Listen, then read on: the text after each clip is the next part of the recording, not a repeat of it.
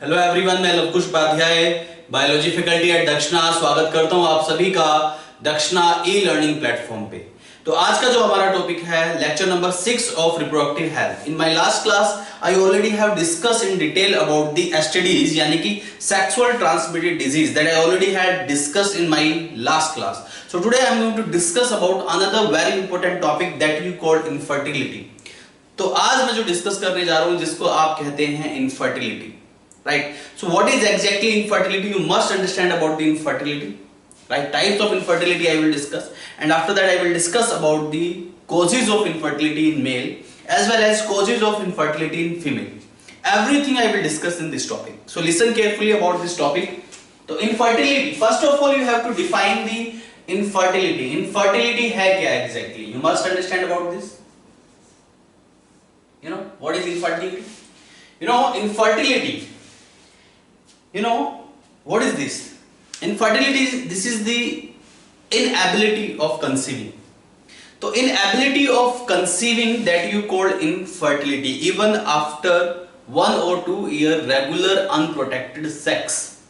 Regular unprotected sex के बावजूद भी अगर कोई कपल इनकैपेबल है यंग वंस को प्रोड्यूस करने के लिए या कोई फीमेल कंसीव करने के लिए इनकैपेबल है, it means there is infertility. It means that condition you call infertility.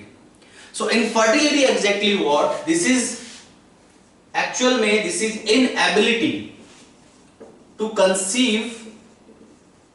So inability to conceive that you call infertility even after having unprotected sex.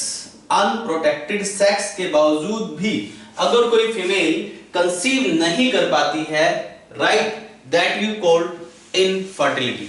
So infertility is this is the inability to conceive in after having unprotected sex for 1 or 2 years. 1 से 2 साल तक वो unprotected sex करते हैं couples, but even then they will not able to conceive, right. It means that you called infertility. देखिए एक term होता है इनफर्टिलिटी, एक होता है sterility, right. These both terms are not synonymous for each other. ये सेम नहीं है. Sterility is different condition and infertility is different condition. Are you getting और नॉट? यू नो अगर किसी भी पर्टिकुलर पर्सन में परमानेंट इनएबिलिटी ऑफ कंसीविंग है, permanently वो इनफर्टाइल है, that you called sterility. Or even you can say infertility this is the what, sterility this is the relative infertility. Is that clear to all of you? तो permanent incapable को जो particular person है वो पूरी तरीके से capable नहीं है, परमानेंटली वो इनकैपेबल है, that is called sterility. But infertility is what? Infertility this is the relative sterility you can say. Sterility का मतलब क्या है? This is permanent incapability and it cannot be cured. इसको क्योर नहीं किया जा सकता. वहीं infertility को आप कह सकते हैं this is relative sterility. ये permanent sterility नहीं होती but you can consider it as relative sterility. दोनों में difference है. तो permanent incapability, right, that we call sterility. Is that clear? Now I am going to discuss about the infertility, causes of infertility in male as well as in female. First of all I am going to discuss about causes of infertility in male. तो causes of infertility in male, तो mails में causes of infertility क्या हो सकते हैं आपको पता होना चाहिए. देखिए पर ejaculation in male 2.5 to 5 ml semen का इजैकुलेशन होता है, जिसमें से लगभग 200 से 300 मिलियन स्पर्म होते हैं. मेल में जो इनफर्टिलिटी डेवलप होती है due to low sperm count, या फिर स्पर्म के स्ट्रक्चर में कोई डिफेक्ट आ जाता है तब, या फिर सीमन की क्वालिटी में कोई डिफेक्ट आता है. सीमन में अगर लो फ्रुक्टोज कंटेंट है तो इनफर्टिलिटी डेवलप हो सकती है. सीमन के contents I already have discussed in human reproduction chapter, right.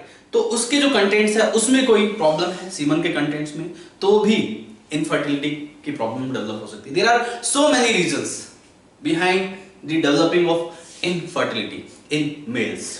तो उसमें से कुछ रीजन मैं डिस्कस करने जा रहा हूं। इनफर्टिलिटी के जो मेजर कॉजेज हैं, सबसे पहला oligospermia.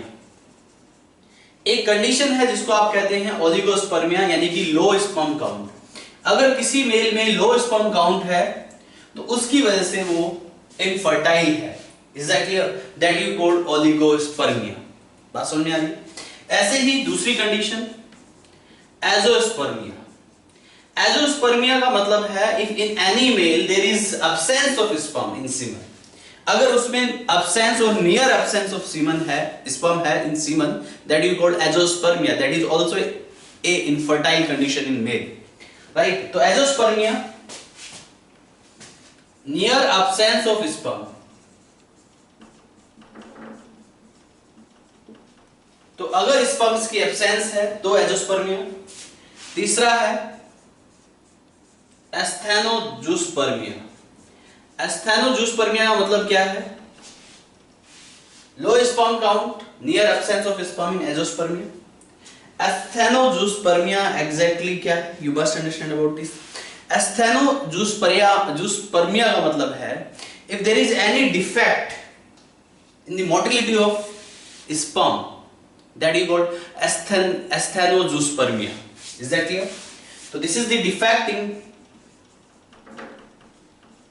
sperm motility, that is called asthenospermia. ऐसे ये कंडीशन है टेरेटोजूस्पर्मिया। टेरेटोजूस्पर्मिया का मतलब क्या है? This is the defect in the morphology of sperm. Sperm में कोई मॉर्फोलॉजिकल डिफेक्ट है, that you called teratozoospermia. This is morphological defect in sperm.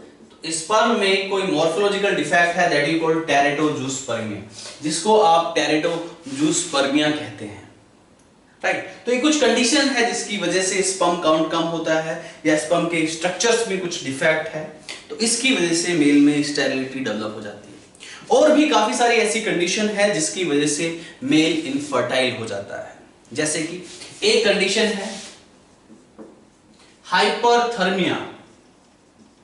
Hyperthermia यानी कि temperature, as I already told you before, I already have discussed in human reproduction, the temperature of scrotum is 2 to 2.5 degrees Celsius lower than the internal body temperature, and that is the ideal temperature for the sperm production. If the temperature of the scrotum will rise, that condition we call hyperthermia. अगर scrotum का temperature बढ़ जाता है किसी भी reason की वजह से, तो वहां पे स्पर्म काउंट कम हो जाता है, स्पर्म का प्रोडक्शन कम हो जाता है। तो हाइपरथर्मिया केस में क्या होता है? Rise in scrotum temperature, scrotum temperature बढ़ जाता है, right? And that results to reduce sperm production, जिसकी वजह से स्पर्म प्रोडक्शन कम हो जाता है, and that results to low sperm count, right? अब हाइपरथर्मिया की कंडीशन कैसे डेवलप होती है किसी मेल में? इसके जो रीजंस हैं ऑफ हाइपरथर्मिया कंडीशन के जो मेजर रीजंस हैं, सबसे पहला रीजन है अगर किसी भी पेशेंट को, किसी पर्टिकुलर इंडिविजुअल को वेरिकोसील की प्रॉब्लम है। वेरिकोसील यानी कि वेरिकोज वीन आपने पढ़ा होगा, varicose vein, right? Body fluid and circulation में मैंने पढ़ाया था। तो वेरिकोसील में क्या होता है? वेरिकोज वीन में अगर हमारे लोअर लिम्स यानी कि लेग्स की जो वेन्स है वो एनलार्ज हो जाती है, तो उस कंडीशन को वेरिकोज वीन कहते हैं। और उस कंडीशन में स्क्रोटम का टेम्परेचर बढ़ जाता है, that can results to develop, that can result this condition, and that can be cause of low sperm count. तो वेरिकोसील, ऐसी ये कंडीशन होती है हाइड्रोसील। हाइड्रोसील भी मैं डिस्कस कर चुका हूं। ट्यूनिका वेजाइनलिस में वेजाइनल sac प्रेजेंट होता है if that get filled with the serous fluid, right, after any kind of injury in testis. Is that clear? That condition we call hydrocele, and that can also rise the temperature of the scrotum.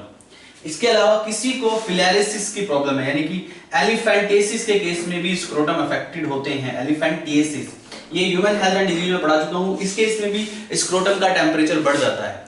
और if any person right generally who wear the undergarments, tight undergarments, जो लोग tight undergarments पहनते हैं, is that clear? तो उस case में भी temperature बढ़ जाता है by using of tight undergarments. तो टाइट अंडरगारमेंट्स का इस्तेमाल करने से भी यहाँ पे स्क्रोटम का टेम्परेचर बढ़ सकता है and that can cause of reducing of sperm count, is that clear?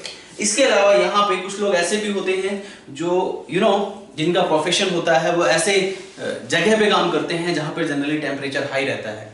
कुछ लोग ईंट की भट्टियां, जहाँ पे ईंटें बनती है, भट्टियों के आसपास काम करते हैं, या कोई भी ऐसी गर्म जगह पे जहाँ पे टेम्परेचर जनरली बढ़ जाता है। तो ऐसी जगह पे राइट ऐसे प्रोफेशंस में भी लोगों के स्पर्म काउंट रिड्यूस हो जाते हैं due to increasing temperature of the scrotum. Are you getting? So this is all about the information or the regions of the infertility in males. और भी काफी सारे regions हैं, I am going to discuss. Listen carefully. There are so many regions behind this. देखिए please, listen carefully. हाँ, तो और क्या क्या रीजन हो सकते हैं? कुछ लोगों में जैसे STDs वगैरह की प्रॉब्लम होती है। किसी को सपोज दैट कोई STD है, सेक्सुअली ट्रांसमिटेड डिजीज है, तो सेक्सुअली ट्रांसमिटेड डिजीज भी कभी कभी इनफर्टिलिटी को डेवलप करने के लिए रिस्पॉन्सिबल होती है, बिकॉज एसटीडीज में जो सेक्सुअली ट्रांसमिटेड डिजीज है that I already have discussed in my last class, is that clear? उसमें एग्जैक्टली क्या होता है कि काफी सारे सिम्टम्स डेवलप होते हैं और वो जो सिम्टम्स हैं वो इनएबिलिटी डेवलप कर सकते हैं किसी भी मेल में, यानी कि इनफर्टिलिटी को डेवलप कर सकते हैं। So there are so many regions are also there that I am going to discuss. So listen carefully about this. जो other regions हैं जैसे कि inflammation in seminal vesicle and prostate gland में किसी भी तरह का अगर इन्फ्लेमेशन हो जाता है तो उसकी वजह से भी इनफर्टिलिटी डेवलप हो जाती है। एक बीमारी मैंने आपको बताई थी क्लैमिडिया में इन्फ्लेमेशन ऑफ एपिडिडाइमिस होता है जिसकी वजह से मेल में इनफर्टिलिटी डेवलप हो सकती है। So due to the cause of chlamydia, जो क्लैमिडिया है ये एक बीमारी है, क्लैमिडिया ट्रैकोमैटिस, इस बैक्टीरिया की वजह से होता है।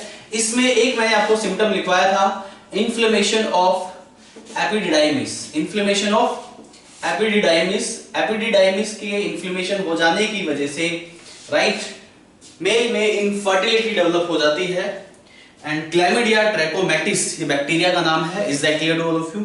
इसके बाद नेक्स्ट इज व्हाट? तो क्लैमिडिया इन्फ्लेमेशन ऑफ एपिडिडाइमिस, यानी कि इस कंडीशन की वजह से, आर यू गेटिंग और नॉट? क्लैमिडिया हो जाता है, एपिडिडाइमिस में इन्फ्लेमेशन हो जाता है जिसकी वजह से किसी भी इंडिविजुअल में इनफर्टिलिटी डेवलप हो सकती है। आर यू गेटिंग और नॉट? इसके अलावा यहाँ पे और क्या क्या प्रॉब्लम्स हो सकती हैं, I am going to discuss. और यहाँ पे और भी काफी सारी प्रॉब्लम्स हैं right which can leads to infertility in male. जैसे कि एक बीमारी मैंने आपके साथ डिस्कस की थी ह्यूमन हेल्थ एंड डिजीज में, मम्प्स जो कि पैरामिक्सोवायरस की वजह से होता है। मम्प्स में जनरली ऑर्काइटिस हो जाता है, इन्फ्लेमेशन ऑफ टेस्टिस हो जाता है, तो उसकी वजह से भी इनफर्टिलिटी डेवलप हो सकती है due to the cause of mumps. Mumps में एक सिम्टम्स होता है जिसको आप बोलते हैं ऑर्काइटिस। ऑर्काइटिस का मतलब है इन्फ्लेमेशन ऑफ टेस्टिस, टेस्टिस का इन्फ्लेमेशन हो जाता है जिसकी वजह से स्पर्म काउंट पे असर पड़ जाता है। आर यू गेटिंग और not? So these are some reasons और these are some causes right of infertility. इसके अलावा यहाँ पे सीमन की क्वालिटी भी डिपेंड करती है किसी भी मेल को फर्टाइल बनाने के लिए। तो सीमन में अगर कोई डिफेक्ट है तो उसकी वजह से भी इनफर्टिलिटी डेवलप हो सकती है किसी भी मेल में। आर यू गेटिंग और नॉट? तो यहां पे सीमन डिफेक्ट में आप कंसीडर कर सकते हैं। सीमन डिफेक्ट्स कौन कौन से हो गए, जैसे कि यहां पे लो फ्रुक्टोज, अगर सीमन में फ्रुक्टोज कम है, फ्रुक्टोज शुगर कम है, तो उसकी वजह से सीमन की क्वालिटी खराब होगी राइट, और उसकी वजह से इनफर्टिलिटी डेवलप हो सकती है। लो फ्रुक्टोज हो गया। लो फ्रुक्टोज के अलावा यहाँ पे जो कभी कभी हाई प्रोस्टेग्लैंडिन की वजह से भी ये प्रॉब्लम डेवलप हो सकती है। लो फ्रुक्टोज, हाई प्रोस्टेग्लैंडिन या कभी कभी सीमन का जो अमाउंट है, if the amount right will be less, in that case inability also develop, amount less amount of semen की वजह से भी ये इनएबिलिटीज डेवलप हो सकती हैं। Is that clear all of you? Viscosity ज्यादा हाई है तो भी ये प्रॉब्लम हो सकती है सीमन की। Is that clear? तो ये सारी कंडीशंस हैं, ये सारे कॉजेज हैं infertility in case of male. Are you getting और नॉट? इसके बाद I will discuss about the infertility in female, and before that I have to discuss about the types of infertility. ये आप जान लीजिए एक बारी। तो यहाँ पे जो इनफर्टिलिटी के जो मेजर टाइप्स हैं वो दो टाइप के होते हैं। One is primary infertility, another is secondary infertility. So you must understand about this types of infertility that I am going to discuss. तो यहाँ पे टाइप्स ऑफ इनफर्टिलिटी में primary infertility and another one is secondary infertility.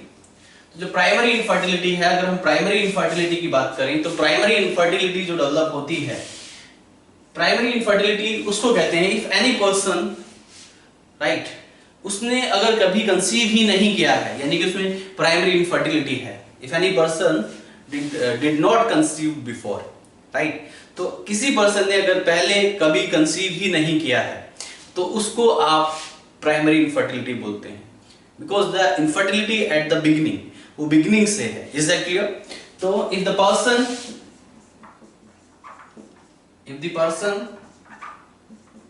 Did not conceive before, अगर उसने कभी conceive ही नहीं किया था, यानी कि उसमें एट द बिगिनिंग ये प्रॉब्लम है, तो ऐसे पर्सन में प्राइमरी इनफर्टिलिटी इसको आप बोलते हैं। एक दूसरा है secondary infertility. Secondary infertility if the person conceive previously, अगर किसी पर्सन ने पहले कभी कंसीव किया है लेकिन अभी कंसीव नहीं कर पा रहा है, तो वो सेकेंडरी इनफर्टिलिटी है right. If the person conceive previously, अगर किसी ने पहले कभी कंसीव किया है लेकिन अब वो कंसीव नहीं कर पा रहा है, तो in that case also infertility develop. तो यहां पे primary infertility and secondary infertility, दो टाइप की इनफर्टिलिटी डेवलप हो गई है। आर यू गेटिंग और not? Is that clear to all of you? दो टाइप की इनफर्टिलिटी देखी जाती है। इसके बाद I am going to discuss about infertility in female. Female में भी इनफर्टिलिटी होती है, and what are the causes of female infertility I am going to discuss in detail, so listen carefully.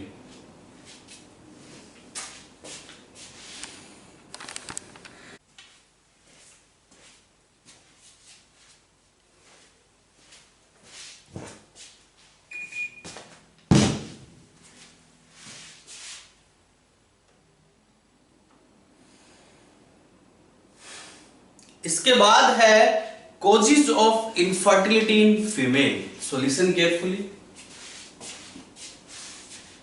Causes of infertility in female. Females में infertility के सबसे बड़े causes, सबसे बड़े रीजंस क्या क्या हैं, मस्ट अंडरस्टैंड अबाउट दिस। तो यहाँ पे जो कॉजेज है इनफर्टिलिटी इन फीमेल, जैसे कि मैंने आपको बताया इनफर्टिलिटी इन मेल जनरली वहां पे स्पर्म से रिलेटेड डिफेक्ट होते हैं, या तो स्पर्म काउंट कम होता है, या स्पर्म का मॉर्फोलॉजिकल डिफेक्ट होता है, या स्पर्म की मोटिलिटी में डिफेक्ट होता है। तो किसी भी तरह का डिफेक्ट हो सकता है। वैसे ही मैं यहाँ पे बात कर रहा हूं कि यहाँ पे फीमेल में भी राइट ओवम रिलेटेड डिफेक्ट हो सकते हैं। Male gamete is called sperm, जैसे इस मेल में स्पर्म रिलेटेड डिफेक्ट्स डेवलप हो सकते हैं, वैसे ही female gamete that you called ovum, तो फीमेल में ओवम रिलेटेड इफेक्ट्स डेवलप हो सकते हैं। Are you getting? तो यहां पे ओवम रिलेटेड इफेक्ट क्या क्या है, जैसे कि यहां पे कंडीशन होती है एन ओवुलेशन। किसी किसी फीमेल में हार्मोनल इंबैलेंस की वजह से या कोई भी डिफेक्ट की वजह से ओवुलेशन नहीं हो पाता है।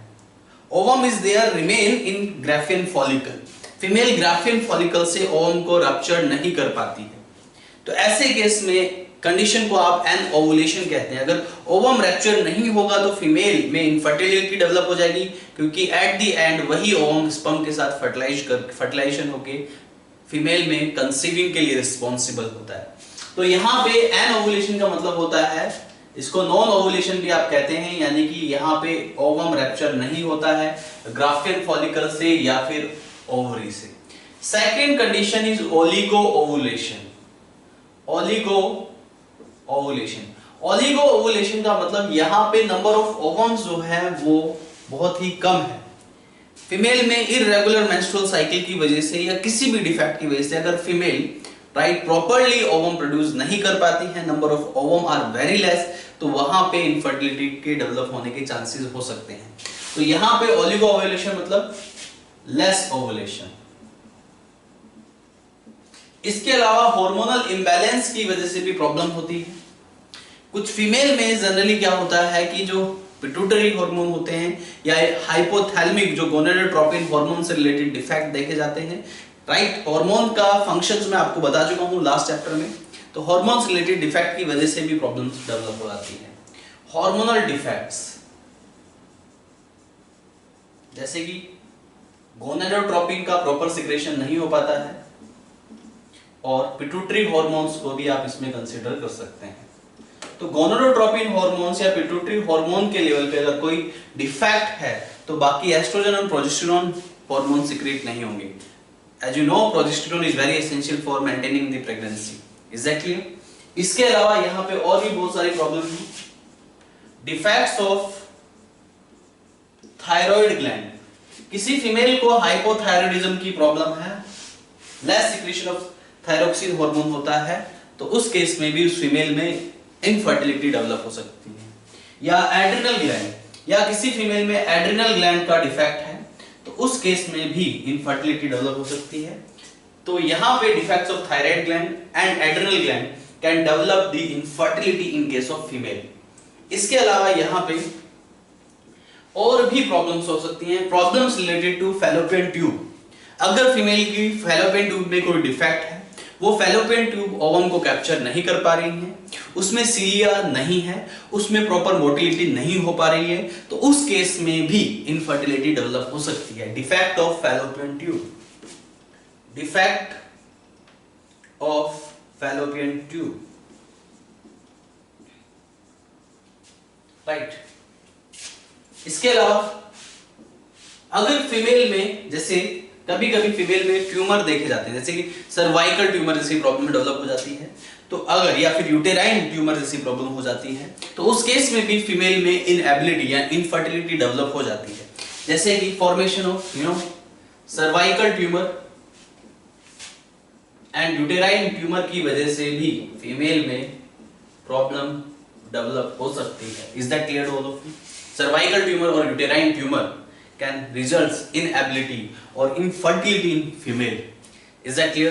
इसके अलावा यहाँ पे एक्सिस सर्वाइकल म्यूकस की वजह से भी, राइट, एक्सिस सर्वाइकल म्यूकस अगर निकलता है तो उस केस में भी इनएबिलिटी इनफर्टिलिटी डेवलप हो सकती है।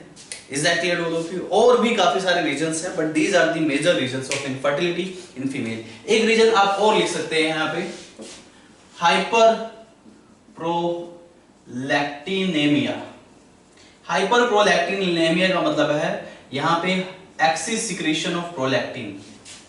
एक्सिस सिक्रेशन ऑफ प्रोलैक्टिन, किसी किसी फीमेल में प्रोलैक्टिन का सिक्रेशन ज्यादा होता है, और प्रोलैक्टिन के सिक्रेशन ज्यादा होने की वजह से prolactin gives negative feedback to the anterior pituitary, LH का सिक्रेशन बंद हो जाता है, जिसकी वजह से ओवुलेशन नहीं हो पाता, and that ovum remain inside the Graafian follicle, क्योंकि LH is required for the rupturing of Graafian follicle for the ovulation.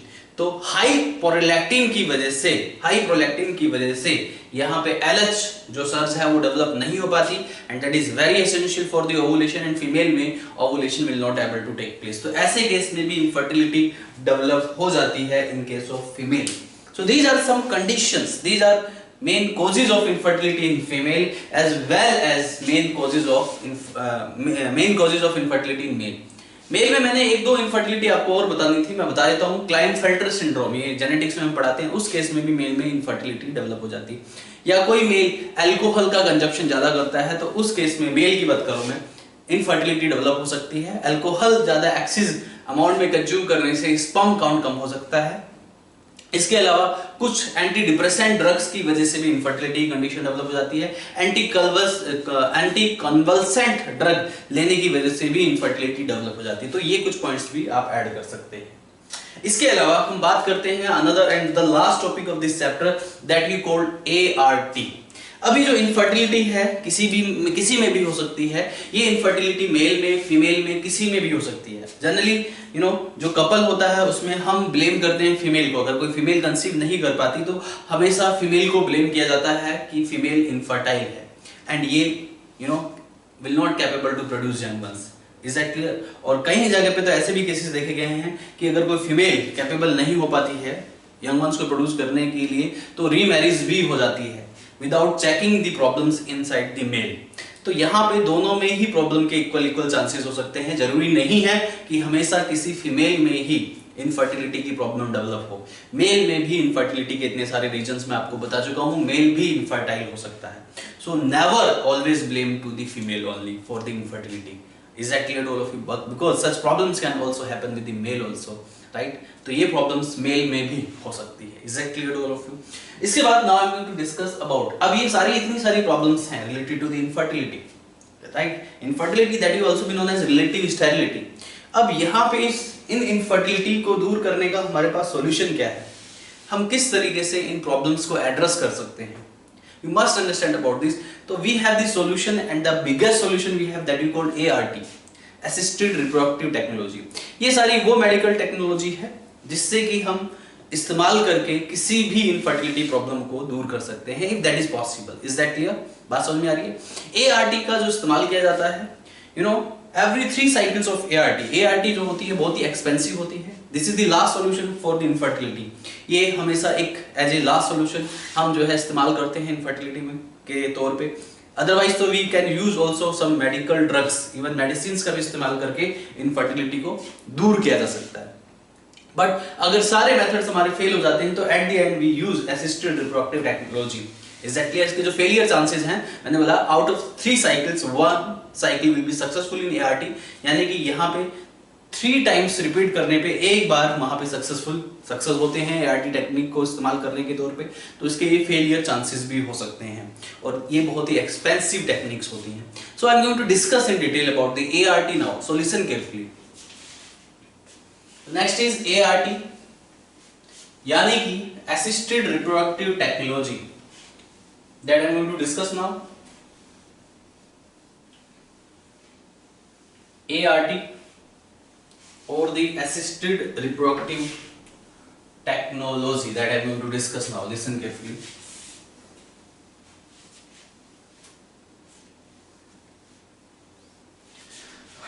So another topic is ART, assisted reproductive technology।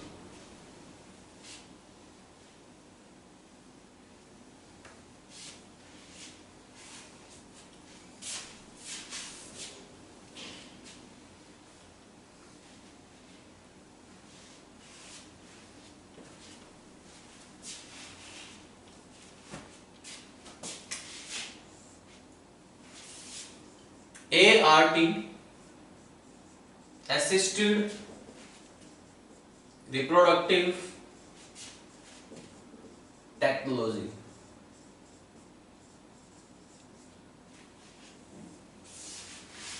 It includes all medical technology which generally address the infertility, जो infertility को सही करने के लिए इस्तेमाल की जाती है, राइट? तो ART क्या है? assisted reproductive technology। It includes all medical technology, इसमें सभी मेडिकल टेक्नोलॉजी आती है which generally address the infertility, जो इनफर्टिलिटी को दूर करने के लिए जितनी भी मेडिकल टेक्नोलॉजी का आप इस्तेमाल करते हैं दैट वी कॉल ART, यानी कि assisted reproductive technology. Is that clear? Right. ART के जो फेलियर रेट है मैं आपको बता देता हूं। फेलियर रेट ऑफ ART, इस पे कभी कभी क्वेश्चन फ्रेम हो जाता है। 1 सक्सेस आफ्टर 3 साइकिल, 3 साइकिल्स में से एक सक्सेस मिलती है, राइट? तो ये फेलियर रेट है। Is that clear? And this is most expensive and impulsive. Right, this is most expensive technique, not impulsive. ठीक है, तो ये most expensive technique है and it should be last hope to address the infertility. There are some medicines also we can use to cure the infertility, and there are several techniques which included in the ART. ART में काफी सारी techniques है जो कि हम इस्तेमाल कर सकते हैं। यहाँ पे कुछ टेक्निक्स के बारे में मैं डिस्कस कर लेता हूँ। There are several technique we generally use in ART. Number one is GIFT. ये इनकी फुल फॉर्म स्टैंड करने के लिए एग्जाम में पूछ लिया जाता है, तो इनकी फुल फॉर्म्स को आप लिख के याद कीजिएगा and it will be very easy to learn. Zygote intrafallopian transfer इसको बोलते हैं, zygote intrafallopian transfer. In this case अगर सपोज दैट किसी भी मेल में स्पर्म काउंट कम है या किसी भी फीमेल में कि बॉडी का इंटरनल एनवायरनमेंट फर्टिलाइजेशन के लिए कैपेबल नहीं है, तो वहां पे फीमेल के गैमेट ओवम को स्पर्म्स को दोनों को बाहर निकालते हैं, लेबोरेटरी में उनका फर्टिलाइजेशन कराया जाता है और जब फर्टिलाइजेशन के बाद after 3 to 5 days after the fertilisation उसको फिर उस मदर के अंदर इम्प्लांट कर दिया जाता है, इंट्रोड्यूस कर दिया जाता है इनसाइड द यूटेरस। तो ये टेक्निक है। एक है intra uterine insemination, intra uterine transfer, sorry not insemination, intrauterine transfer, यानी कि इसमें मोर देन 8 ब्लास्टोमियर स्टेज वाले एम्ब्रियो को यूटेरस में इंट्रोड्यूस किया जाता है, that is called intrauterine transfer. NCERT वाला जो लास्ट पेज दिया है उसको आप अच्छे से पढ़िएगा, राइट, आपको और अच्छे से समझ आ जाएगा। मैं बता रहा हूं यहाँ पे कि इंट्रायूटेराइन ट्रांसफर में मोर देन 8 ब्लास्टोमियर स्टेज को यूटेरस में इम्प्लांट किया जाता है। Is that clear all of you? ऐसे ही एक टेक्निक है और जाइगोट इंट्राफैलोपियन ट्रांसफर में जनरली लेस देन 8 ब्लास्टोमियर, तो ये डिफरेंस याद रखिएगा। जाइगोट इंट्राफैलोपियन ट्रांसफर में लेस देन 8 ब्लास्टोमियर स्टेज को यूटेरस में या फैलोपियन ट्यूब में, sorry not uterus, fallopian tube में ट्रांसफर किया जाता है। इंट्रायूटेराइन ट्रांसफर में more than 8 blastomere stage of embryo को यूटेरस में ट्रांसफर किया जाता है। ऐसी एक टेक्निक होती है ICSI, intracytoplasmic sperm injection. Intracytoplasmic sperm injection, अगर किसी मेल पार्टनर में स्पर्म काउंट कम होता है तो ऐसे केस में उसके स्पर्म्स को कलेक्ट करके फीमेल एग के अंदर डायरेक्टली इंजेक्ट किया जाता है, जिससे कि फर्टिलाइजेशन परफॉर्म हो जाता है इन case of even low sperm count also. तो इस टेक्निक का वहां पे इस्तेमाल किया जाता है। तो ये हो गया जिफ्ट, IUT, ICSI। चौथा है गिफ्ट, गैमेट इंट्राफैलोपियन ट्रांसफर। अगर कोई फीमेल ओवुलेशन नहीं कर पाती है या गैमेट फॉर्मेशन नहीं कर पाती है तो उस केस में उस फीमेल को एक गैमेट की रिक्वायरमेंट होती है, ओवम की रिक्वायरमेंट होती है मदर इनफर्टिलिटी को एड्रेस करने के लिए। तो ऐसे केस में ऐसी फीमेल के अंदर फैलोपियन ट्यूब में उसकी ट्रांसफर कर दिया जाता है गैमेट्स को, फिर फर्टिलाइजेशन परफॉर्म होता है, उसके बाद आगे जो इम्प्लांटेशन वगैरह होता है that will be take place, right. तो गैमेट इंट्राफैलोपियन ट्रांसफर इसको आप बोलते हैं।